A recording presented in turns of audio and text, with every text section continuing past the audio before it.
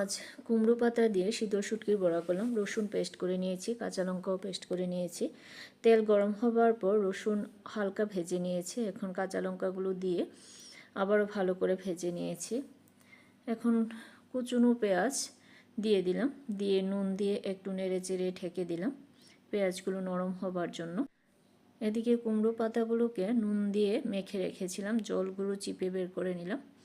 পেঁয়াজ নরম হয়ে গেছে, হলুদ এবং কাশ্মীরি লঙ্কার গুঁড়ো দিয়ে আবারও সব কিছুকে খুব ভালোভাবে ভেজে নিলাম। একটা ব্যাটার রেডি করে নিলাম, চালের গুঁড়ো, হলুদ, নুন দিয়ে একটা ঘন ব্যাটার রেডি করে নিয়েছি। পাতাগুলো নরম হয়ে গেছে।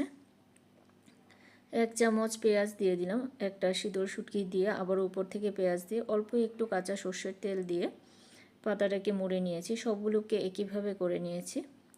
এবার ব্যাটারে ডুবিয়ে তেল গরম হবার পর লালচে করে ভেজে নিয়েছি।